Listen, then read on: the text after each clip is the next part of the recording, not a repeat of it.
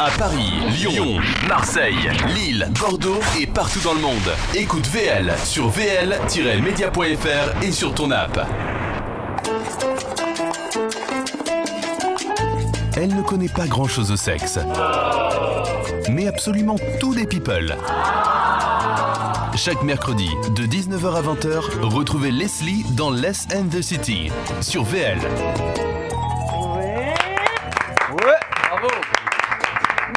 Bonsoir et bienvenue dans Less and the City, votre rendez-vous musique et people du mercredi. Aujourd'hui, nous recevons la déesse de l'infiltration, la youtubeuse mondialement connue, la ceinture noire de l'esbrouf, ou bien selon d'autres, la connasse en moins drôle, l'emmerdeuse de première 4, celle qui vendrait sa mère pour faire le buzz, Marie Saint-Filtre. Alors, beaucoup cette présentation. Que j'explique quand même que j'ai complètement piqué en fait l'intro de son bouquin. Donc le livre qui s'appelle L'Évangile selon Marie Saint-Filtre. Je me serais pas permis de te présenter ainsi, mais c'est toi qui le. Tu peux tout te permettre, tu sais. C'est toi qui peux tout te permettre. Mais c'est toi qui le dis dans ce livre. Alors tu viens de sortir ce bouquin. Oula. Depuis octobre. Dis-nous tout. Qui a eu cette idée pourquoi, comment? Qui a eu cette idée? Cette idée folle, c'est moi-même. Comment j'ai eu cette idée d'écrire un bouquin? J'ai toujours rêvé d'écrire un bouquin. Je pensais écrire un grand roman, une sorte de... Pas du tout. J'ai écrit une petite Bible modeste. L'Évangile selon Marie, qui va sauver... tout le monde, de nos malheurs, de nos complexes, de nos petits carcans qui nous étouffent, par le salut de l'infiltration. J'adore, on dirait une femme politique. On dirait une femme politique en meeting. Et si vous votez pour moi, vous serez sauvés. Voilà. Le bouquin est absolument génial, je me le suis fait ce week-end et franchement... Il n'a pas l'air très très très lu comme ça, je trouve que tu l'as pas traîné dans ton bain. Non, je n'ai pas de bain en fait. Voilà, tout s'explique avec ça. Je ne sais plus où on en est. On va revenir sur ta carrière tout à l'heure, sur toutes tes frasques, mais avant toute chose, laisse-moi te présenter mes fidèles infiltrés. Lui a commencé à infiltrer ma télé en 2013, puis mon iPod, puis ma cuisine, puis mes soirées mondaines, puis ma vie, puis ma chatte, mon cœur. Alban Martelly. Bonsoir. Lui est notre infiltré sans filtre sur la scène du Fridge Comedy Club, dans ses vidéos YouTube ou encore dans les débriefs en musique qu'il fait à la fin de l'émission. Sa technique, ce ne sont pas les filtres d'amour, mais les filtres d'humour. Alex Melo. C'est beau ça.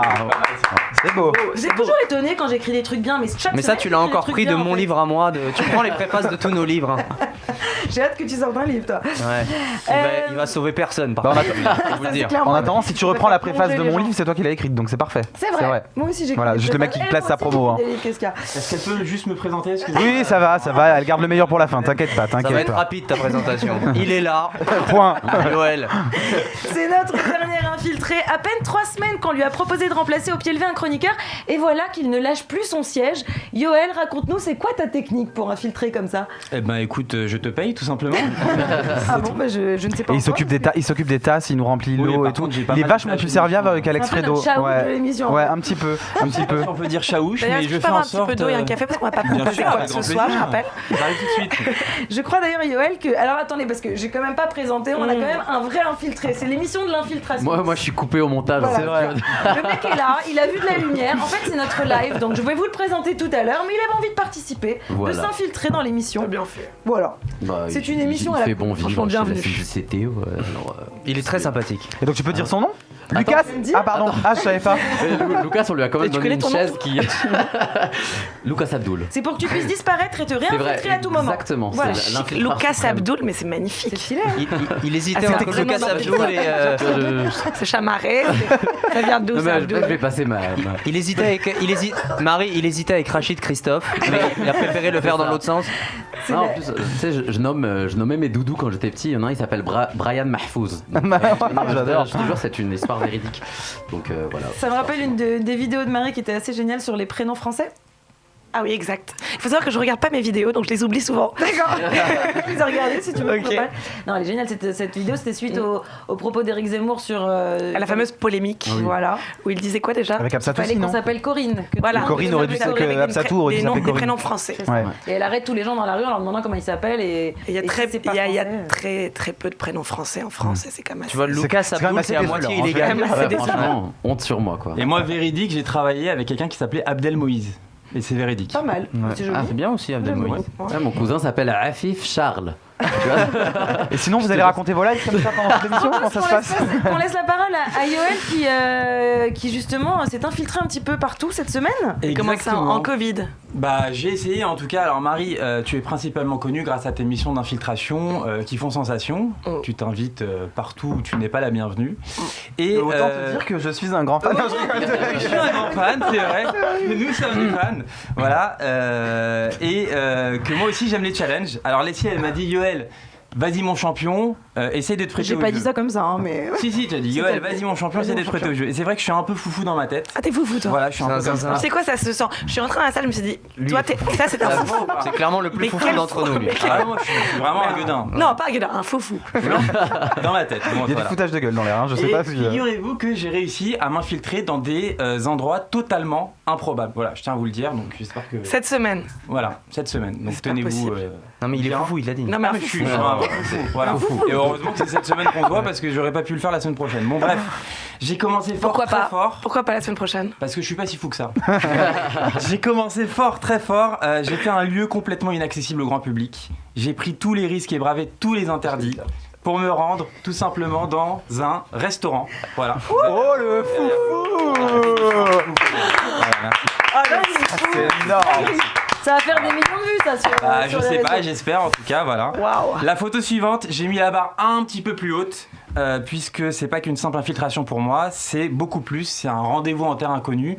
J'ai pu me rendre dans une salle de sport. Voilà. Waouh. Et t'as même en jean, un poids. Et tu vois, et là, on lit encore le regard du foufou. Ouais, c'est ça. Un regard de tueur. En jean en plus. Leslie. C'est des photos qui ont été prises la semaine dernière. Non, c'est un montage là. Écoute, Ça, c'est ce qu'il faut faire. Il y a personne autour de moi. Leslie, je me doute que c'est un endroit qui... Je me doute que c'est un endroit qui te parle, mais pour des gens comme moi, c'est vraiment Quoi, la une salle de découverte. sport? Ouais, non, ça me parle pas du tout. Voilà, c'est vraiment une découverte pour moi. Mais t'avais mis des jolis souliers aussi. Des souliers.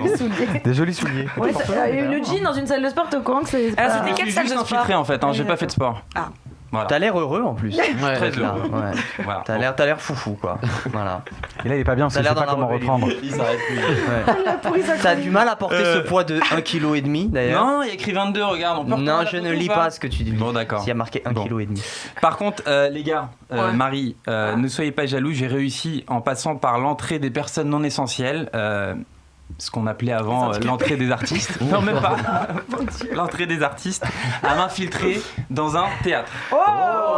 Magnifique ce théâtre. Pas mal. Je sais pas pour vous si vous y avez été récemment. Attends, mais t'as pas été poursuivi par la police? Même pas, franchement. T'es rentré tranquille et après t'es rentré tranquille chez toi. Je suis un grand foufou. C'est quel théâtre? Je tiens à dire quand même que je sais pas si à la radio, je sais pas si on va voir cette photo, mais cette photo est magnifique. Les couleurs, les contrastes des couleurs. Il y a juste un problème, c'est toi sur cette photo. Sinon, franchement, ce théâtre est magnifique. Le noir. Qu'est-ce que c'est comme théâtre? J'ai pas le droit de le citer. À ce point-là, parce qu'on est vraiment chez Foufou. Ils ont Tu crois vraiment qu'ils vont avoir des représailles et tout, genre si tu balances le truc? On m'a dit que j'avais pas le droit de le citer. D'accord. Ah ouais. Donc c'est un beau théâtre en tout cas, et voilà. Et puis dans mon élan de réussite, une fois rentré à la maison, je me suis chauffé et je me suis dit tiens, madame prend sa douche, alors pourquoi pas essaye de t'infiltrer dans son téléphone. Madame, c'est comme ça que t'appelles ta meuf? Ouais, madame. Il est fort, tu sais, hein. Complètement. Et pour une fois, disons-le clairement, ça a été en fait tout simplement un échec total. Ah ouais. J'ai Il a voulu essayé m'infiltrer dans d'infiltrer son le téléphone téléphone. de sa meuf. Ah, et donc ça c'est l'après coup. C'est l'après coup. La salle de sport Voilà. n'a pas suffi pour Ça te a donner pas des marché. muscles. Mais madame est coriace. Hein. Donc attends, c'est En par fait, contre madame est un peu faux folle aussi. Madame n'existe j'ai pas, une- surtout, j'ai une je vraie crois que c'est question. célibataire, en Et vrai. madame n'existe pas, non. Merci pour cette super chronique. Ah non, c'est pas fini, j'ai pas Ah, fini. non, Tu pardon. t'es maquillé ou Non, non. c'était une vraie Non, blessure de guerre? c'est madame qui m'a vraiment... Ah, C'est le pour mec ça est que tu dans son l'appelles madame. personnage. Mais vous la respectez. Bon alors Marie, je profite de ta venue dans notre Ouais. émission pour te poser une question. Ouais. J'imagine que parfois les choses ne tournent pas comme prévu. Et Ouais. je me demandais si toi aussi, tu as des expériences d'infiltration ratées à nous raconter. Joli. Pas mal. Bon déjà on peut l'applaudir, non? Joli. C'est vrai que c'est beau. Bravo. Excusez-moi. Je suis un peu plus chaud. Est-ce que je peux la refaire du coup, du début? Non, je plaisante.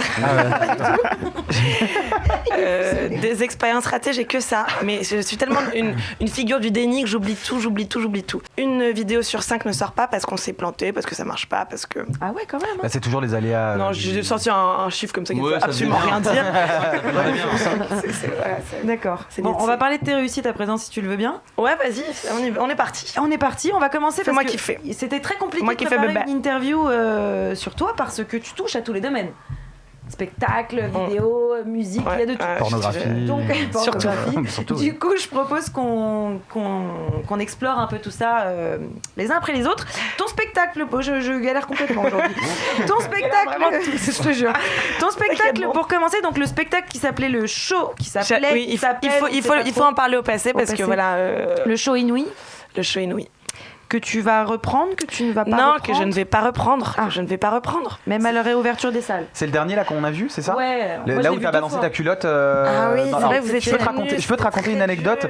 Pendant ce spectacle, tu as balancé ta culotte, je sais pas si tu le faisais à chaque truc. Non, elle l'a fait que pour toi. Ouais, que pour moi. C'est moi qui ai récupéré cette culotte que j'ai gardée pendant plusieurs mois chez moi. Qu'est-ce que tu fais avec? Dans l'espoir. Je te dirais pas. Non, mais dans l'espoir de te la ressortir pendant l'émission. Et tu sais, on devait te recevoir déjà il y a un petit moment. Et au bout d'un moment, je me suis dit. Tu sais quoi Et je m'en suis séparé il y a 3 semaines et je suis dégoûté du coup. Comment ça tu t'en es séparé? Je m'en suis séparé. Ça me faisait trop mal. Ça me faisait trop mal, Marie. Il faut qu'on arrête la revendre sur eBay. Tu sais pourquoi on ne l'a pas reçu il y a quelques mois, ça se compte en plusieurs mois. C'est parce que ce jour-là, c'est le jour où elle a fait le fameux buzz dont on va parler tout à l'heure de Chanel. C'était cette date-là où tu devais venir absolument. Et où tu as bien fait au final d'aller faire cette vidéo. Bon, voilà, tout ça pour te dire que j'avais ta culotte chez moi très longtemps. Voilà. Et c'était la seule culotte de meuf qu'il y avait chez moi d'ailleurs. Sous l'oreiller non, pas sous l'oreiller, mais c'est la seule culotte de meuf, c'est ça qui est fou. Parce que évidemment, enfin, moi je suis un peu homosexuel, tu vois. D'avoir c'est la seule et unique. La seule et unique. Et je regrette de m'en être séparé, tu vois. Donc j'espère que tu me donneras celle que tu portes aujourd'hui. Au cas où vous n'avez pas compris, je suis homosexuel. C'est la seule culotte de meuf que j'ai vue de toute ma vie. Oui, bon allez, vas-y, parce que toi déjà tu galères assez.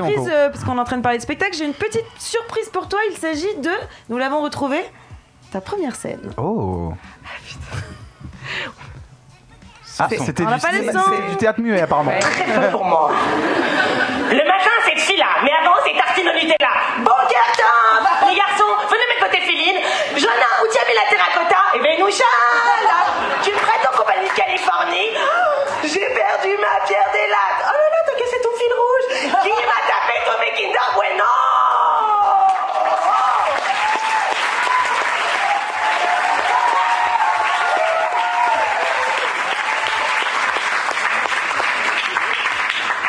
Je tiens toujours cette race rare.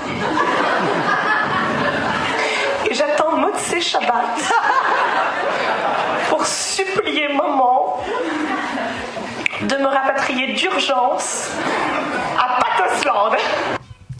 Alors Marie, moi je t'avoue que je t'ai découvert ce jour-là sur cette scène où donc ce spectacle, tu ne l'assumes pas du tout apparemment. Non, je l'assume, mais dans ma petite communauté c'est Farado, oui, mais au grand public peut-être moins. Mais j'allais expliquer justement que la suite du spectacle, tu expliques que donc on t'a envoyé dans une colo juive avec ses principes, etc.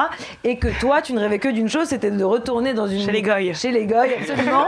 Chez les cathos, et donc la suite du spectacle est justement avec le comparatif avec les colos. Les comparatifs tout simplement entre les fins de race et les séfarades. C'est ça. Et il y a des grands comparatifs à faire. Et j'étais morte de rire. Ce jour-là, je me suis dit, cette fille est complètement folle. On avait rigolé. Mais j'étais complètement, mais vraiment.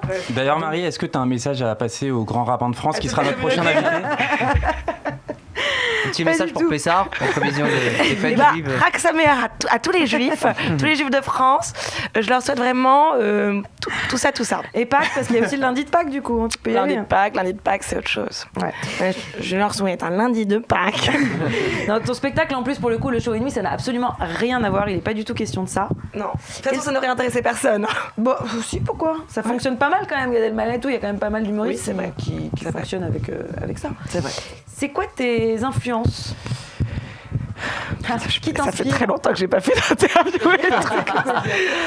Ah, les sorties de confinement, c'est compliqué. Ah ouais, c'est chaud, hein. J'ai plein d'influences diverses. Un confinement là. Non, enfin, de sortir de chez toi, quoi. En plein confinement. C'est vrai que c'est une question un peu. Écoute, moi je suis passionnée par le théâtre à l'origine. C'est vraiment le théâtre qui me plaît le plus comme art. J'ai fait donc un one-woman show qui était assez théâtral, avec une petite histoire comme ça qui racontait ma vie. Donc moi ce que j'aime c'est le théâtre. Donc je pourrais te dire que mes influences ce serait Lucchini, mais c'est pas totalement vrai, que ce serait Edouard Baird, mais c'est pas totalement vrai. Moi mon kiff c'est d'aller à la Comédie Française si tu veux.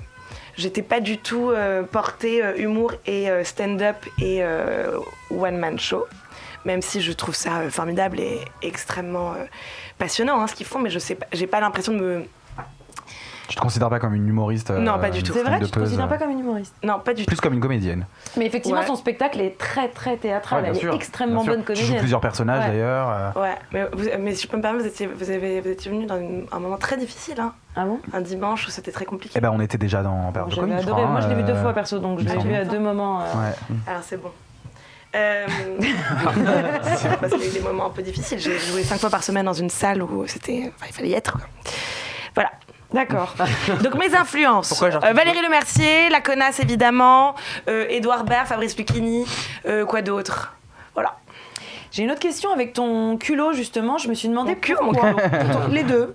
Pourquoi tu n'avais pas, c'est peut-être en préparation, tenté de jouer ton spectacle malgré le confinement, malgré l'interdiction et la fermeture des salles, puisque ton but, c'est quand même de... C'est-à-dire de faire un théâtre clandestin. Ouais. À nous deux, on peut organiser quelque chose. Puisque... De foufou, lui et madame. Et madame à la caisse. Voilà. Tu as pensé à ça?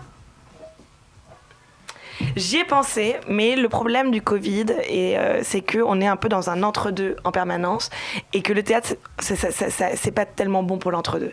C'est-à-dire que soit t'arrives, t'as pas ton masque, t'es à côté d'un mec, tu sais pas ce qu'il est, l'acteur peut te postillonner dessus, mais si tu commences à avoir une certaine méfiance, etc., déjà que c'est tellement difficile de faire naître la vie de manière générale, là, l'entre-deux, il me faisait peur. Donc c'est pour ça que j'ai écrit ce livre. Par exemple, c'est pour me dire je suis bloquée chez moi, je vais écrire un livre. Tu l'as écrit pendant le confinement? Ouais, je l'ai écrit pendant le confinement. Ouais, trop bien, très grisant, magnifique. Je me suis réveillée à 6h du matin Non, c'était ouf. Vrai, c'est génial, c'était génial à faire. La scène me manque énormément, je souffre. Mais donc tu prépares un prochain spectacle parce que tu as dit que tu n'allais pas. Oui, je prépare un prochain spectacle. Nuit, donc tu en écris un autre. Ouais, d'accord. Je prépare un prochain spectacle qui sera un mélange de musique et de sketch. D'accord. Eh bien écoute, ça va être ouf. On a hâte de voir ça et on a hâte qu'ils rouvrent les salles avec toi en... Alors, j'avais pas de répondant quand tu m'as demandé c'était dans quel théâtre. C'est pas grave. Mais t'as trouvé une vanne, ça y est? Ouais. Alors vas-y. Mais dis-moi, où s'est passé ce... Non mais ressasse. C'était dans quel théâtre? C'était dans quel théâtre? Elles doivent te manquer. Attends, tes ex. Dans quel théâtre? C'était à l'Olympia. Mais n'importe quoi. Mais si. Bah, enfin, mais alors pas le vrai Olympia. Qu'on remonte Mais dis que de la merde. Il y a une vanne derrière ou genre c'était juste ça? D'accord. Mais il dit que de la merde. Il s'essaye. Généralement, j'ai l'impression que c'est une session un peu fofolle. Il y a une règle de base, quand tu veux refaire quelque chose, essaye de faire mieux que ça. Ouais, c'est ça. Mais moi, je suis fou, donc en fait, je m'en fiche des règles. Je vous propose qu'on passe maintenant aux infiltrations vidéo. Donc on va regarder quelques images qui t'ont rendu célèbre à travers le monde, notamment donc la vidéo, la fameuse vidéo Chanel, 1 million de vues, CNN, le Times, tout le monde qui reprend. On regarde et on en parle juste après. J'ai envie de m'enfumer, faut du Menders. Si t'as les poches vides, il te faut des bangers. Je passe à la cité, récupère des bangers. Le Menders est jaune comme l'équipe des Lakers. C'est la Rapta 2500 bangers. Celle qui avoisine les 1 kg de Menders. C'est la Rapta 2500 bangers. Celle qui avoisine les 1 kg de Menders. Midi, Menders. Que des plans phares pour des bangers. La moula c'est du Menders. Menders. Ça fait bien victimiser. Alors il y a plein de questions déjà. Première question, comment tu as réussi à rentrer dans le Grand Palais? Alors, comment j'ai réussi à rentrer? Déjà, j'étais avec une copine qui avait envie de regarder au défilé, tout simplement. Et mon associé Max, qui était rentré juste pour ça. On avait la flemme. Je me rappelle encore du moment où je mettais mes collants le matin en me disant j'ai pas envie d'y aller, je sais qu'on va pas y arriver, etc. Donc, une première fois, je dis qu'on fait partie du staff. Donc, on rentre dans un premier périmètre. Ok, on passe un premier checkpoint. Et là, mais sans badge, sans rien. Des trucs, on montrait des cartes, des machins, ça allait dans tous les sens. Mais je te montrais ça, tu vois. Attends, voilà. Et hop. Et donc, c'était sa carte vitale en fait. C'était ma carte vitale. Ouais, sauf qu'avec l'aplomb, et puis l'effervescence du Et puis aussi le fait que je n'avais vraiment rien à faire. Ouais. Si tu veux, je n'avais aucun enjeu dans ce truc, donc il y avait une sorte de nonchalance qui s'est créée. Et qui est passée du coup. Qui est passée. Et après, donc là on s'est fait totalement bloquer au 2e checkpoint parce qu'il y avait vraiment une armée de personnes. Et donc je me fais recaler par 1, 2, 3 personnes. Et au bout d'un moment, il y a eu des mecs derrière moi qui gueulaient parce qu'on était en retard et qu'on allait rater le défilé. Et donc là, j'ai fait un scandale énorme, j'ai hurlé. Je suis passée quand même sous le nom de, je crois, Jessica Alba. Non, c'est Max. C'est Max qui est passé sous le nom de Jessica Alba. Moi, je sais plus ce que j'ai trouvé. Sarah Jessica Parker. Et on est rentré à 3. Ah ouais, à 3 en plus. On est rentré à 3 avec juste une meuf qui voulait, une copine qui voulait regarder le défilé. D'accord. Et alors après, donc sur scène, tu te fais dégager par je sais pas qui, parce que moi je savais pas qui c'était. Qui est quand même la top la plus connue du monde. Mais... Ouais, mais à part ça... Qui t'attendait, hein, sur les images, on la voit t'attendre en fait. Ouais, elle m'attendait. Elle te dit quoi à ce moment-là? Elle te parle? Et là, je regrette énormément parce que Max m'avait dit... Parle dans le micro, s'il te plaît. Ouais. Pardon.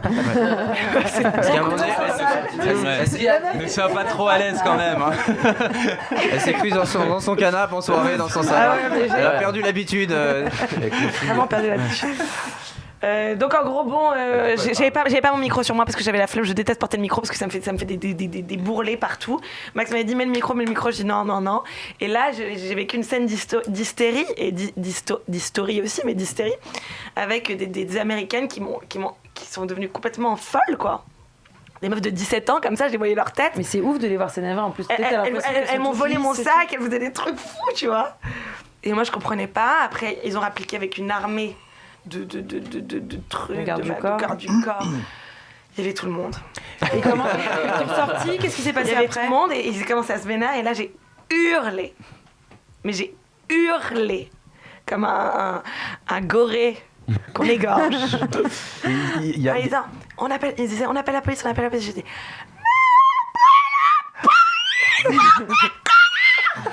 et là, ils ont flippé. Ils ont flippé. Et là, je suis partie Manu Militari avec. En courant, tu t'es. En courant comme ça. Et après, il y a des mecs de la sécurité qui étaient là. C'est bon, on la gère. Et tu ressens quoi quand tu montes sur le podium et que t'es lancé et que tu marches au rythme des mannequins? En fait, est-ce que t'as une descente d'organes? Tu sais pas ce que tu fais? Est-ce que t'es dans une bulle? Comment ça se passe? Je vais pas mentir. J'ai vécu des trucs beaucoup plus stressants que ce défilé Chanel. Ouais. Parce que c'est pas grand chose en fait. Ouais. L'image est importante, mais je suis montée sur un podium. Oui, bien sûr. Tu t'attendais pas à ce que ça fasse ce buzz international? Je suis rentrée, j'ai fait une sieste. Ouais. Je suis rentrée, j'ai fait une sieste parce que je me suis dit putain, ça s'est même pas remarqué parce que là tout le monde a crié après au fait que j'avais bousillé le défilé, etc. Personne l'a remarqué, je me suis fait arrêter par personne à part cette femme. Cette douce et belle femme. Mais ça n'a rien changé au défilé. Ça a buzzé tout de suite. Alors moi je suis rentrée faire ma sieste. Toi, t'avais même pas fait ta vidéo, t'avais même pas monté ça. Il y a toujours une sieste après une infiltration. Je déteste me réveiller tôt le matin. Mais depuis que je fais le livre, j'adore me réveiller tôt. Mais bon, donc je me suis réveillée à la sieste et là, j'allume mon téléphone. Et là je vois Gigi Hadid. Et là, je me suis dit, oh yeah, baby! Et Chanel, ils ont pas essayé de t'attaquer en justice? Mais pas du tout, ça leur a fait un buzz monumental, leur défilé pourri que personne n'avait jamais vu, il a été vu par tout le monde. Mais c'est vrai. Ça a buzzé un peu partout. Non, et pour le coup, en revanche, les photos ont été interdites. Moi qui travaille sur les défilés, j'ai cherché des photos de toi, j'ai cherché des photos de ce moment défilé pour pouvoir les diffuser dans le magazine et il n'y en avait pas en agence. Donc je pense que quand même Chanel a dû donner un mot aux agences en disant vous supprimez ces photos. Je pense qu'ils ont quand même été très très contents de cette histoire. Vraiment. Ouais, mais t'as eu aucun retour toi de leur part? Il n'y a pas eu de procès, de machin, pas officiel. De plainte. Même pas une petite veste gratos, un petit sac. Je pense que tu seras invité au prochain défilé. Mais des barres de fer. Ce serait magique qu'elles soient invitées derrière. T'imagines? Ce serait magique. Ce serait génial. Invité à tous les défilés maintenant. C'est sûr que ça viendra. Tu as du coup des marques, des grandes maisons de n'importe quelle. Si je suis une influenceuse, c'est ça que tu me demandes? Tu te demandes de venir infiltrer leurs trucs. Ah oui, ça, on m'a demandé. Pour faire du buzz. On m'a demandé. Tu refuses? Ouais. En fait, je refuse pas parce que déjà je refuse parce qu'on me propose pas assez d'argent, c'est vraiment la première des choses. Et ensuite parce que c'est vraiment moins marrant à faire et ça se voit. Et c'est même plus stressant en réalité.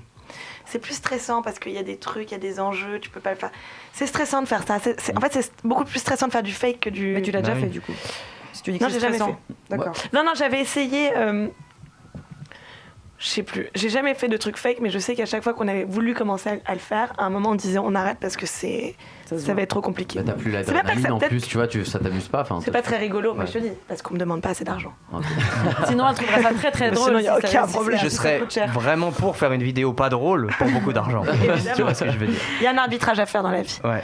Pognon et beauté.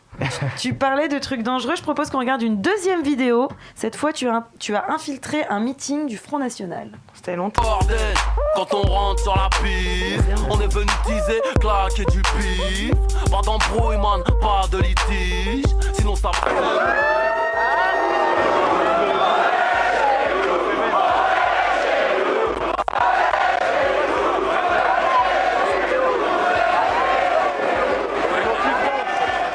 Il les emmerde jusqu'au bout.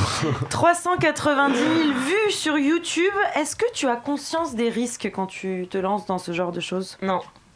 Et est-ce qu'il y en avait au final ? Oui. Ça c'est dangereux, ça. Qu'est-ce qui s'est passé ? Ça, c'est dangereux parce que déjà, on est avec des gens qui sont dangereux. Tu l'as ressenti ? Les fachos sont des personnes qui ont une violence en eux forte. Oui, donc ça, c'est dangereux. Ce qui est dangereux aussi, c'est de faire ça à un meeting. Il y a... la sécurité est importante parce qu'il peut y avoir un risque d'attentat, des trucs comme ça, donc on peut penser que je suis une terroriste. Donc ça aussi, c'est dangereux. Après, j'en ai rien à foutre. C'est ça, on a l'impression que t'as peur de rien. C'est un personnage. Je suis assez inconsciente. T'es comme ça dans la vie aussi ? Ouais. Et ta maman que t'as eu au téléphone tout à l'heure, elle s'inquiète parfois de Ma maman est assez inconsciente aussi. Ah ok. Mais tu la préviens pas avant d'y aller, j'imagine, t'attends que ce soit fini. Ma mère, je la préviens. Ah bon ? Mon père, je préfère crever. Mon père, il mettrait la police au cul. Ah ouais. Ta mère, elle a fait des dingueries aussi comme ça parce que... Ma mère, c'est une dingue, ouais. C'est-à-dire quel genre de dingue ? C'est-à-dire que c'est drôle parce qu'elle disait la dernière fois, ses copines lui disaient en fait, Marie, elle fait juste ce que t'aurais pu faire mais que t'as pas fait par flemme. Putain, c'est fou. Elle fait quoi dans la vie ? Elle kiffe sa life. D'accord. Et dis-moi, Elle fait mille choses. Marie sans filtre, c'était quand tu as trouvé ce nom de scène, en fait, c'était une évidence ou t'hésitais avec d'autres noms C'était assez une évidence parce que j'ai toujours adoré m'incruster partout. D'accord. C'est-à-dire, tu faisais quoi avant que ça devienne des vidéos ? Tu le faisais déjà dans ta vie ? Ouais. Dans les Tu booms, au t'incrustais où ? collège. Ouais. Je m'incrustais. Je me suis toujours incrustée dans des endroits. T'as répondu très sérieusement, mais genre en mode enfance difficile. Ouais, je m'incrustais, ouais. Parce que je n'avais pas d'amis et que personne ne m'invitait. Je faisais des colos. Non, comme j'étais une énorme bolos, il fallait bien trouver les moyens de participer à la bamboche, quoi. Donc je me suis incrustée un peu partout. J'avais des mariages où j'avais rien à faire là, des soirées. J'avais un grand principe jusqu'à récemment. C'est que je regardais le samedi soir dans la rue où est-ce qu'il y avait des soirées, je trouvais le code et je montais, etc. Mais non. Ouais. Et tu débarquais. C'est génial. Ça t'amusait d'être dans des soirées où tu connaissais personne ? Mais il n'y a rien de plus amusant. D'accord. Non, mais il y a juste rien de plus amusant. Tu es avec des personnes que tu ne connais pas qui font la fête. D'accord. Où tu rencontres plein de personnes, tu peux être qui tu veux. Tu te sens beaucoup plus libre en fait. Tu te sens beaucoup plus libre, tu es dans un moment un peu. Enfin, tu es face à l'étrange. Enfin, c'est magnifique, quoi. C'est excellent. Et c'est ça qui tu préfères être tout le temps avec tes 3 poteaux là que tu connais par cœur, on n'a plus rien à se dire. C'est génial. La première vidéo, comment ça a commencé en fait tout ça ? La première vidéo, c'est que j'avais commencé le théâtre 2-3 mois avant. J'avais adoré ça et je m'étais dit, bon, il va falloir quand même que je trouve un moyen d'exister en dehors des castings parce que je savais... T'as vu cette coque un peu ? Magnifique. Chic, hein. C'est une coque magnifique. Jusqu'au bout, elle les emmerde. Non, c'est Chanel, c'est Non, Dior. c'est là. Dior. Ah oui, C'est pas merde. la même marque. Dior, j'adore. Donc il y avait une vidéo, donc je faisais du théâtre, donc je voulais exister par moi-même parce que je supportais pas faire des castings parce que j'avais l'impression d'être traitée comme une petite pute que je suis, mais bon. Et donc à ce moment-là, j'apprends que à côté de l'endroit où mes parents habitent, il va y avoir un camp de migrants. Or, c'est dans le 16e arrondissement, dans un 16e arrondissement très conservateur, avec une droite très à droite. Et ils ont mis ce camp de migrants devant les plus beaux hôtels particuliers du 16e. Et donc, ça a créé un émoi. Les mecs du 16 étaient totalement révoltés. La mairie de Paris était dans une provocation incroyable. En fait. Un contraste extraordinaire. Et je me suis dit, on va y aller. Et donc, j'ai fait la première vidéo. Et après, j'en ai fait à foison. Des chefs-d'œuvre. Donc à la base, l'idée, il y a un message, quoi. C'est de dénoncer des choses. L'idée, c'est d'aller quelque part, de se faire passer pour l'un d'entre eux, d'être un caméléon, et ensuite de faire un coup d'éclat un peu provoque pour montrer que tout ça tous ces événements-là sont assez ridicules et on a le droit de s'en moquer. Voilà. Et est-ce que tu le faisais parce que tu savais que ça allait faire le buzz ou est-ce que tu le faisais aussi parce que tu avais quand même des convictions? Est-ce que tu choisis quoi en fait quand tu fais une vidéo? Le buzz. Non, je déconne. Non, je sais pas. L'idée peut être bonne et tu dis je le fais parce que l'idée est bonne et que ça va plaire. Non, en fait, je marche ni en buzz ni en conviction. Je marche en bon, voilà ce qui se passe en ce moment. Voilà quelle est la sensibilité du moment. Voilà sur quoi on réagit. Donc là, je me dois, si je veux faire une satire à peu près exhaustive, c'est-à-dire embrasser tous les sujets, je me dois d'y aller parce que là, je pense que ça va titiller. Buzzer. Ça va pas buzzer. Non, mais il y a un truc parce que à tu faire. vois, Non, mais c'est vrai que de toute façon, il faut faire les trucs avec son temps et puis avec ce qui se passe. C'est même un mot qu'on n'utilise pas du tout parce qu'on travaille à deux. On l'utilise jamais. Ça va faire le buzz. On dit jamais ça. On dit, ouais, ça c'est important de le faire. Ça, c'est provoque. Ça va être révélateur de quelque chose. Ça va les faire chier. Mais ça part d'un sentiment quand même. Ça part d'un sentiment de vouloir dire quelque chose quand même. Ouais, c'est révolutionnaire dans ton truc en fait, dans ta démarche. Enfin, il y a un côté anarchique. Ouais, ça. Une sorte de Jeanne d'Arc finalement. Moi, ça a mal fini, fais gaffe. Tu peux dénoncer quelque chose que tu partages en fait. C'est ça que je veux dire. Ah, mais complètement. Voilà. Ah, bien sûr. Souvent, je m'attaque, par exemple. Je fais que ça.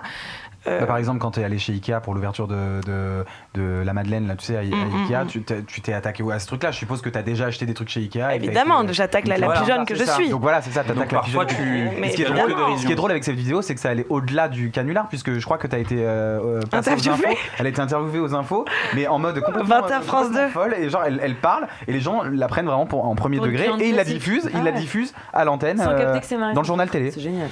C'est incroyable. Ça, par exemple, tu vois ça, quand tu vois la caméra là, et que tu sais que tu peux faire un truc comme ça parce que c'est France 2, t'es beaucoup plus stressé que quand tu vas monter le truc. Parce que là, tu te dis, putain, si ça marche pas, je suis con. Ouais, c'est dommage. En tout cas, c'était rigolo. Et alors, quand ça fait des bad buzz, parce que j'ai vu qu'il y avait donc la vidéo sur les violences faites aux femmes, qui avait fait un bad buzz. Comment tu réagis? Explique-nous déjà ce qui s'est passé exactement. Alors, de manière générale, il y a beaucoup de bad buzz parce que je m'attaque à toutes les communautés. Je m'attaque à tous les événements. Enfin, j'aime pas le mot attaquer, mais je traite par l'humour tous ces trucs. Et donc, je fais des performances rigolotes à chaque fois dans un maximum de manifs, d'enjeux, de trucs sociaux. Qu'est-ce qui se passe? On en a deux qui disparaissent. Laissez parler Marie, c'est intéressant. Oh, c'est dur, hein. Regarde ce que je vis au quotidien avec tous ces mecs là. Non, mais je trouve ça intéressant qu'à mon contact. Non, mais les choses traversent. Tu fondes. Je l'ai vu défiler, mais ils font pour toi. Comme de la cire au soleil. C'est pour toi, alors que bon, bah voilà, je suis assez. Alors on disait Bref, mais on disait que les bad buzz ça arrive évidemment. Alors comment ça se passe un bad buzz? D'abord, je le comprends. Je le comprends parce que c'est vexant, je peux faire des choses qui sont vexantes parce que mon intérêt n'est pas d'être gentille. Pour autant, mon intérêt c'est de faire parler ou de cliver. Oui, il y a quelque chose de clivant dans ce que je fais. Donc je comprends qu'on soit vexé, je comprends que je puisse heurter à certains moments, je suis vraiment encore en meeting, que je puisse heurter à certains moments quelques sensibilités. Mais qu'avez-vous à leur dire à tous ces gens que vous avez heurtés aujourd'hui, Marie? Ce n'est pas, en fait, j'ai envie de dire, ce n'est pas le problème de Marie Saint-Filtre. Parce que le problème de Marie Saint-Filtre, c'est d'interpeller sur des sujets et de le faire avec la plus grande liberté possible. Donc, mais oui aussi. C'est vraiment l'émission de l'infiltration. Il y a des gens qui essayent de s'infiltrer dans le studio. Je te regarde, je suis amoureux. Je crois que c'est pour t'apporter d'une chaise, Lucas. Voilà, on te ramène une chaise. Voilà. Ah bah, elle est pas aussi petite que l'autre. Et on va laisser finir Marie, s'il vous plaît. Moi, j'aimerais entendre la bref, suite. moi, je peux pas. Enfin, évidemment que ça m'ennuie que des personnes soient vexées ou que leur faire de la peine. J'en sais pas comment dire. Tu vas pas aller leur faire des câlins. De toucher à leur susceptibilité, je comprends que ça fasse mal. En revanche, c'est pas le problème de Marie Saint-Filtre. Voilà, c'est l'enjeu d'une satire.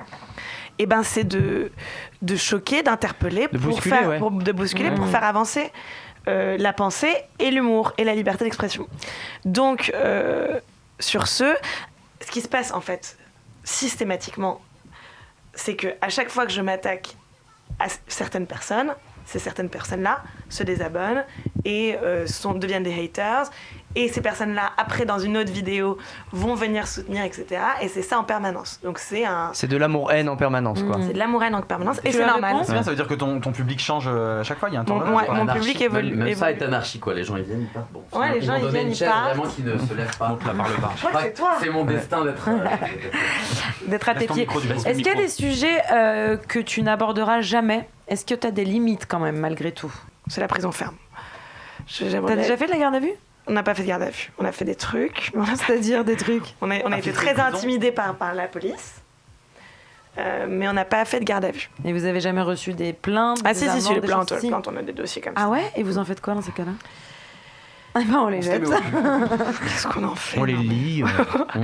Non, mais on a une avocate extraordinaire. Ah oui, donc vraiment, il y a vraiment un... Ah oui, non mais bien sûr. Ah ouais, j'avais pas... Même j'ai envie de dire... une équipe. Là, je suis partie à Dubaï, je peux te dire que ça bosse là. Ah, parce que là, par exemple, Dubaï, je pense que c'est la chose la plus risquée que j'ai jamais faite de ma vie. Pourquoi? Raconte-nous. Pour les 2 raisons qu'on vient de se dire. Ah oui. T'as vraiment heurté, mais donc qui? La première s'appelle La Fatwa. Sur Instagram. Et la deuxième, qui s'attaque alors? C'est le gouvernement? Alors, il faut savoir que Dubaï, qu'est-ce que c'est? Ah bah voilà, parlons des choses un peu intéressantes parce que là on était dans le passé, qu'est-ce qu'on s'en tape genre. Alors Dubaï, qu'est-ce que c'est? Dubaï, c'est une destination qui se veut extrêmement libertaire et qui propose une dépravation pour les Occidentaux en quête de divertissement. Mais Dubaï, c'est la deuxième ville des Émirats Arabes Unis, qui est un régime autoritaire. Absolument. Où la liberté d'expression est bafouée. Complètement. C'est mec qui valide. Ah non, mais je suis tellement content de t'entendre dire ça, mon Dieu. Et qu'est-ce qu'il y a d'autre? Où il y a des interdits moraux gigantesques qui sont en fait des lois. Et tout n'est que contradiction. Complètement. C'est aussi le prochain sujet de Bernard de la Villardière, je crois. Et le plus important dans tout ça, c'est que Dubaï est une ville qui est extrêmement moderne, mais qui est construite par l'esclavage. Et ce sont des esclaves. Point. Il n'y a pas de subtilité à avoir. Les passeports sont retirés. Et toute personne qui dira... Putain, je suis vraiment devenue militante gaucho. Et toute personne qui dira qu'ils viennent ici parce que c'est quand même mieux que leur pays, etc., je leur dis, je leur crache à la gueule parce que ce sont des esclaves et qu'ils sont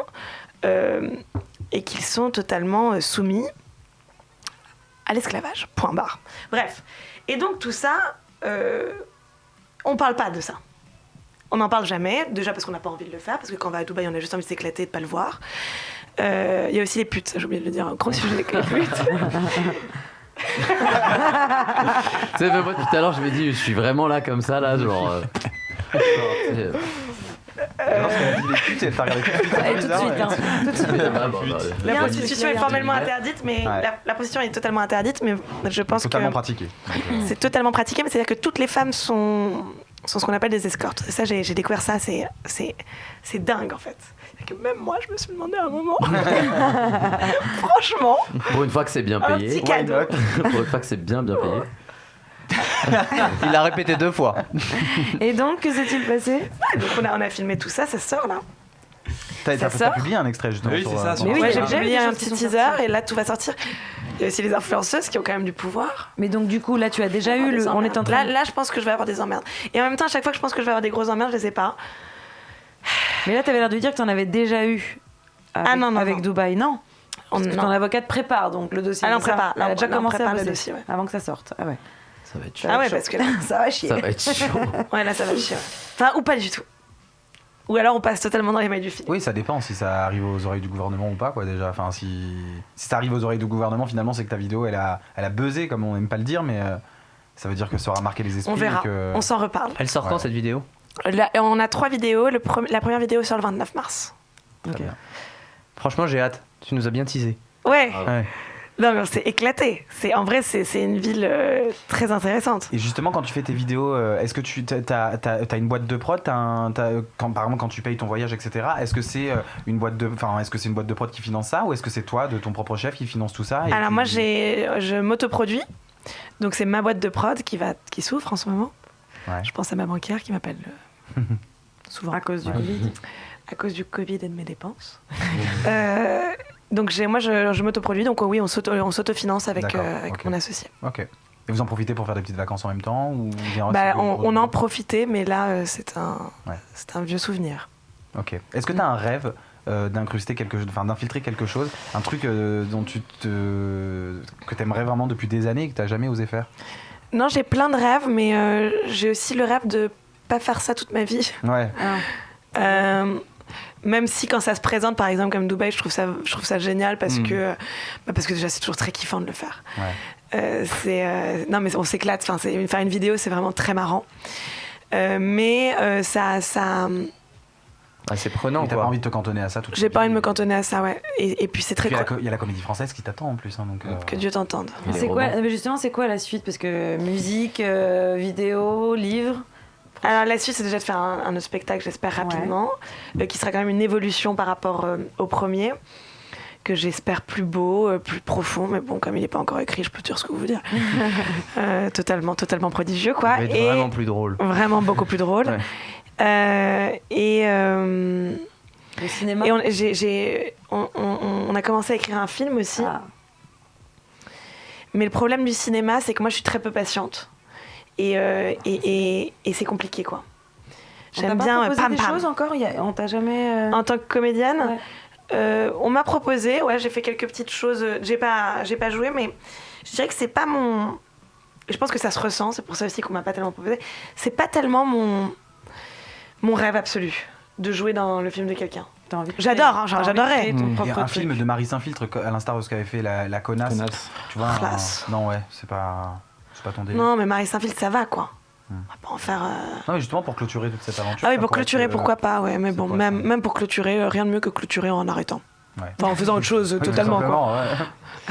Justement, je vous propose qu'on parle un petit peu du livre. Ah ouais, le livre. Dans lequel, donc, tu donnes beaucoup de règles, de comment s'infiltrer, quoi, un peu partout. Alors, je te propose, je vais te donner un peu les situations, et puis tu vas me dire en un ou deux mots les règles d'or, enfin les mots d'ordre. Alors, ce que je voudrais préciser quand même, c'est que toute infiltration permet, comme je vous le disais, pour s'incruster dans une soirée, ça permet quand même de se libérer de certains sentiments qu'on peut avoir qui nous étouffent, qui sont de nos complexes. Et lorsqu'on s'infiltre quelque part, en changeant de personnage, en décidant d'embrasser les codes d'une autre communauté, d'un autre milieu, et on sort de son petit narcissisme un peu complexé pour kiffer. Et donc c'est thérapeutique. Et donc, chaque infiltration peut répondre à un complexe qu'on a. Par exemple, quand on est complexé socialement, quand on a honte de sa classe sociale, quand on se sent trop plouc, quand on n'ose pas affirmer qu'on a de l'argent aussi, on peut aller, par exemple, au camping, mais aussi chez les riches, chez les milliardaires, et on peut naviguer comme ça entre les classes sociales. Et c'est ça l'infiltration, c'est une façon de naviguer dans le monde, tout en restant soi-même, et tout en étant personne aussi, ce qui ne veut absolument rien dire, mais... Et donc, on voyage. Et c'est ça, en fait, le principe du livre. C'est de se dire que on peut avoir confiance en nous, non pas en se disant qu'on n'est pas complexé, c'est pas vrai, mais en disant que voilà, je suis complexé comme ça, mais c'est pas grave, je vais aller voir ce qui se passe ailleurs. Pour désacraliser je vais comprendre que tout le monde est aussi con et aussi complexé partout. Et aussi malheureux. C'est ça. Mais c'est une quête de soi aussi finalement. En explorant plein de milieux différents, on arrive à voir où est-ce qu'on s'y retrouve aussi nous-mêmes, quoi. Exactement. Donc c'est beau. C'est-à-dire que c'est en ayant plusieurs personnages différents qu'on sait exactement qui on est parce que on est confronté à ce qui nous choque réellement et ce qui nous choque pas réellement, etc. Alors que lorsqu'on est tout le temps habitué au même truc, on n'ose pas assumer vraiment certaines choses parce qu'on embrasse les codes de trucs pour paraître comme les autres. Faut pas rester enfermé dans soi-même. C'est beau ce que tu dis. Oui, Alex. On y va. D'ailleurs, je vais écrire un livre. Comment s'infiltre-t-on au camping? Au camping. Alors, le camping, c'est très simple. Il faut évidemment le moule bide pour les hommes. Attends, mais tu veux que je te le fasse en... Non, je voulais juste deux, trois... Mais genre en un mot ou deux mots. Camping, il y a aussi un champ lexical qui est évidemment qui tourne autour du pastis et du Ricard, de l'apéro. Il y a évidemment la soirée qu'il ne faut pas manquer, c'est la soirée Mister Camping et t-shirt mouillé. Dis-moi, mais t'as vu le film Camping du coup? C'est pour ça que tu as écrit ce livre? Non, je vois pas de quoi tu parles. Ok, ouais. C'est quoi ce film? Parce que ces références, ça me disait vraiment beaucoup. C'est quoi? Tout ce qui est le pastis et tout le slip. Non, ouais. c'est quoi ce film? C'est un film avec un acteur français. Mais c'est pas très connu. C'est pas très connu. Ok. Comment s'infiltre-t-on au mariage du fils Sarko? Alors le fils Sarko qui a épousé la jeune Darty, qui est une Sébaoune. Le fils Sarko, on y va avec un gros cigare, une fausse montre Rolex achetée porte de la Chapelle, non, ou porte de Clignancourt plutôt. On y va évidemment avec un Uber Pro, comme on appelle. Ouais. Ah, je prends pas les blagues. D'accord. Où t'as le chauffeur qui sort, qui t'ouvre la porte. Et surtout, t'essaies de négocier une place de parking à la mairie de Levallois, par exemple, avec un certain Balkany. Dans un festival bobo. Alors, un festival bobo, clope roulée, petit. Non, parce que c'était bobo. Non, bobo. C'est pas hipster. Bobo un peu. Ouais. Ok, d'accord. Clope roulée, petite bière sans alcool et évidemment Stan Smith au pied. Ah oui, absolument. Au Festival de Cannes. Festival de Cannes. Bien sûr, 2 grands gardes du corps autour de toi, un photographe aussi qui te crie ton nom. Et ça, tu défiles et tu défiles et tu défiles avec le garde du corps et tout va bien se passer. Sous le bureau de son patron. Parce que dans le bouquin, ça part très loin. Au début, t'as des petits trucs comme ça, classiques. Sous le bureau de son patron. Et après, ça part complètement en live. Hein. Tu trouves? Ah ouais. Là, sous le bureau de son Non, parce que c'est vrai que la promotion canapé, je pense que c'est quelque chose qui était totalement galvaudé. Tu as voulu rétablir les codes, c'est important. La promotion canapé peut vraiment aider quiconque et il faut pas non plus la négliger. Tu peux très bien coucher avec ton patron et tout obtenir. Je le conseille vivement. Et enfin, pour terminer... Mais il faut absolument qu'ils deviennent esclaves sexuels, parce qu'on n'est pas non plus des... Oui. Pour terminer, tu donnes les conseils. Comment devenir président de la République en 6 mois. Ah non, mais... plus compliqué, ça. Mais réalisable. Mais non, mais c'est pas... Oui, bon, si tu veux. Alors, comment devenir président de la République en 6 mois? C'est très simple, tu crées un mouvement qui n'est pas un parti politique. C'est ça. Qui s'appelle En Marche. À ce moment-là, tu niques tout le système. En disant que la gauche et la droite n'existent plus. Tu fais monter le Front National comme ça, bien haut. Tu te confrontes à lui et puis à une dernière confrontation, tu niques la blonde. Est-ce que ce serait pas ça, le prochain ou le dernier? Alors j'y ai songé. Challenge, est-ce que tu as prévu de te présenter? Ouais, j'aurais beaucoup aimé. Mais j'ai trop peur d'être élue. J'adore cette réponse. Meilleure réponse, merci beaucoup Marie. Je te propose à présent, je crois qu'il y a quelqu'un qui aimerait s'infiltrer dans le studio, mais en fait il est déjà infiltré depuis le début de l'émission. Il est temps enfin de le présenter parce que depuis tout à l'heure il a des problèmes de chaîne, etc. Mais il n'est pas qu'un figurant, il s'agit de notre live musical du jour. Gros coup de cœur découvert grâce à mon ami Kevin Lelouch, directeur artistique de la Barba Negra. Il est aussi... Qu'est-ce qu'il y a comme juif, hein? Agréable, n'est-ce pas? Agréable à regarder qu'à écouter. Ah oui, Abdou. Ça peut être le titre de ton parti, ça. Qu'est-ce qu'il y a comme juif? C'est sûr que t'es élu. Il s'appelle donc Lucas Abdoul et il vient de sortir le titre Les mots bleus. On va t'écouter tout simplement. Écoute. Et c'est une bonne idée, non? Et on écoute. Allez. Et on écoute.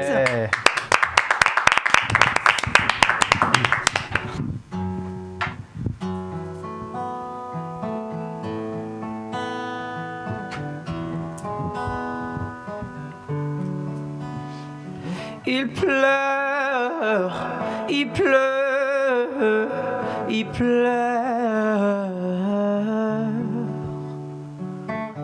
Elle m'avait prévenu, ouais, prévenu, c'est vrai, que je la regretterais, comme le désert implore la mer. Moi je me sentais détenu, mais les barreaux de son cœur ne me veulent plus, merde. Ça me manque de la respirer, de sentir son regard me déshabiller. Il pleure dans mon cœur comme il pleut sur la ville. Qu'on est stupide, mise à nu. Les seuls paradis sont les moments perdus. Je la pleure dans mon cœur comme elle pleuvra sur ma vie. Je me sentais vivre quand elle m'aimait encore. Mon seul paradis se trouve dans son rire. Je lui ai fait tant de mal, elle qui me disait des mots bleus.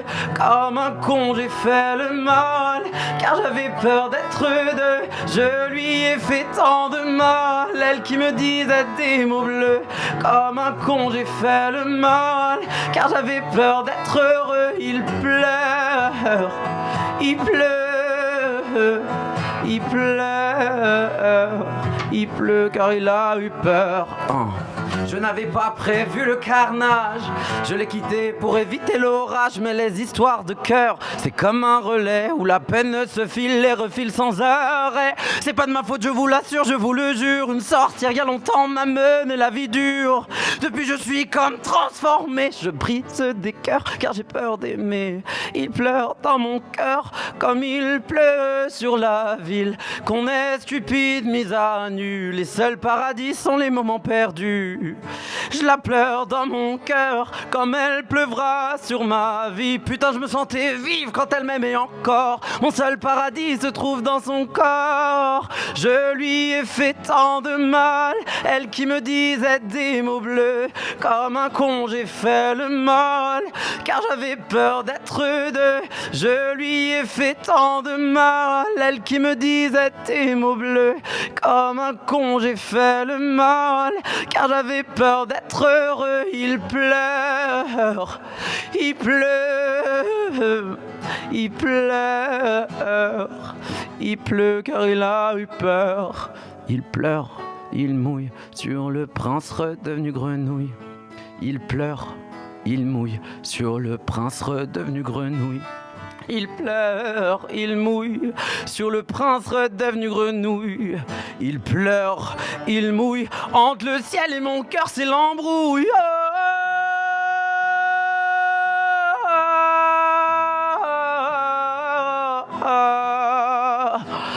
Car j'avais peur d'être deux, je lui ai fait tant de mal, elle qui me disait des mots bleus. Comme un con j'ai fait le mal, car j'avais peur d'être heureux. Il pleure, il pleure, il pleure, il pleure, il pleure.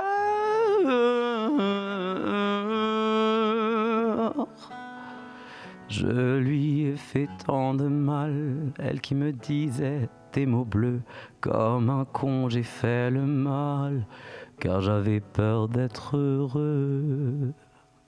Voilà. C'était magnifique, le mec est possédé, la chanson est folle, la voix est dingue. Franchement, bravo. Franchement. Tu nous as scotché, regarde, il n'y en a pas un qui bouge, il n'y en a pas un qui a une vanne, ils sont bluffés. Ce titre, donc Les mots bleus, est sorti il y a quelques semaines, je crois. Ouais. Donc on le retrouve partout sur toutes les plateformes de téléchargement, sur toutes les télés. Sur Al Jazeera d'ailleurs. Ah, tu parles pas comme tu chantes, hein. Non, c'est vrai. Tu as un accent. Il pleure. Non, je sais pas. C'est. Pardon, excuse-moi. Et du coup, la suite, c'est quoi ? Il y a des nouveaux titres en préparation ? Ouais, on vient de finir le dernier morceau cette nuit d'ailleurs en studio. J'ai fait Nuit blanche. Et le prochain morceau, c'est de l'électro-oriental. C'est ce que moi je fais de base et ce que je défends en live. Et donc je suis ravi. Ça arrive. L'album est presque prêt. Donc ça sort dans 1 mois. Le 3e morceau dans 2 mois. Le 4e dans 4 mois. Et puis ça jusqu'à ce que mort s'en suive. Non, la mort ne s'en suivra pas. Est-ce qu'on peut te suivre donc sur les réseaux sociaux ? J'imagine sur Instagram. Exactement. Lucas. Attention. Pardon. Lucas Abdul, Lukas Abdul off. Lucas Abdul off. Voilà, Lucas Abdul, ça peut se retrouver un peu partout. On ne peut pas confondre avec les autres Lucas Abdul. Voilà, exactement. Non, en plus, moi c'était Call Me Lucas Abdul, mais on m'a dit. C'était trop long. Non, on m'a dit, ouais, vas-y, après on va te trouver, machin, l'algorithme. Ta mère avec l'algorithme. Donc, du coup, voilà, mais je viens jamais les mains vides. Alors, du coup. C'est-à-dire. Qu'est-ce qu'il nous a apporté? Hey, Mon Dieu, le cadeau. Qu'est-ce que c'est? Mais qu'est-ce que c'est enfin? Attends, on s'approche, on fait Vas-y, avec Covid. approche-toi. Attends, à pas feutrer. J'ai pas peur, vas-y, dis-moi. Je te cache pas que j'ai eu un peu peur. Alors, attends, je vais ouvrir. C'est la première fois que j'ai un cadeau, dis donc. Je suis hyper contente. Ouh là là. C'est beau. Ça m'a l'air d'être de la nourriture. Un tupperware. Quelle chance. Tupperware. De base, je voulais te l'amener avec une assiette, mais. Mais c'est quoi? C'est du hummus? Ouais, hummus maison, faut goûter ça. Alors attendez, le mec est un malade. C'est-à-dire qu'en fait, je vous explique quand même l'histoire. Il a été, je l'ai mis en mec de la semaine dans Public, dans le magazine, et je note les garçons avec des aubergines. Et je sais plus combien t'en as eu. T'as dû en avoir 3 ou 4? 4, ouais, c'est pas mal. Hein. La fierté de ma mère. Sachant que sur l'échelle de Matt Pokora, il y a que Matt Pokora qui en a eu 5, et voilà. Donc le mieux, c'est 4. Après, personne ne pourra avoir plus que 4. Bref. Donc du coup, il m'avait dit, je te ferai un truc. Caviar d'aubergine. Un caviar d'aubergine, et le mec est venu avec un hummus. Bon bah les gars, faites-vous plaisir. Voilà. On va pouvoir goûter. C'est magnifique. Hein. On va voir s'il cuisine aussi bien qu'il chante. Il est bon à marier. J'aime pas le quignon. Qui le veut? Quoi? Tu veux le quignon? J'aime pas le quignon. Non, moi non plus. Toi non plus, j'adore. Bon, un quignon? Ouais, un quignon. Ouais. Chez les Français, ça dit comme ça. Donc là, on va vraiment manger du hummus à la radio. Bah ouais. Et bah écoute, pourquoi pas. Mais pendant ce temps-là, je t'en prie, prends place, assieds-toi. Je propose qu'Alex nous raconte ce qu'il a envie de nous raconter aujourd'hui. T'as des choses à nous dire aujourd'hui ou pas? Je sais pas. Ou tu préfères manger du hummus? Je crois que j'ai envie de vous raconter à quel point j'ai envie de manger du hummus. Ah, ok. Et non, j'ai rien de spécial aujourd'hui. rien de. Tu me prends de court grave. Ne refais plus jamais ça. Je te demanderai de ne plus recommencer. Je vais manger du hummus et je vais décrire ce hummus pendant 2 minutes 30. En tout cas, c'est trop bon. C'est vrai? Je suis le seul à avoir goûté, je crois, non? Si. Magnifique. Par contre, tu sais, moi, je suis une tata juive, du coup. Du coup, le Tupperware, il revient. D'accord. Du coup, je te retrouve. Garde-le. Mais il revient. C'est toi qui l'as fait, ce hummus? Ouais.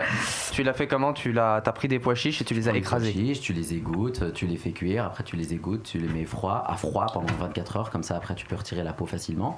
Tu écrases ça, tu rajoutes du tahini. C'est de la trina.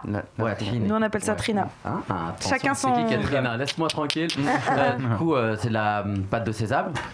De l'huile d'olive. C'est la première fois que cette émission se termine en recette de cuisine, vraiment, genre on aura tout vu. C'est ça. Et bah écoute, j'ai goûté beaucoup de hummus dans ma vie. Et celui-là excellent. Particulièrement. Tu mets de l'ail ou pas dedans? Je mets un peu d'ail, je mets du citron, et ma spécialité, enfin mon petit truc, c'est de mettre un mélange de cumin coriandre. Ouais, mais c'est ça dans le citron. Et c'est maintenant que nous allons, je vais les laisser discuter cuisine. On va rendre l'antenne du coup, et on vous dit à mercredi prochain pour un nouveau numéro de la scène de City.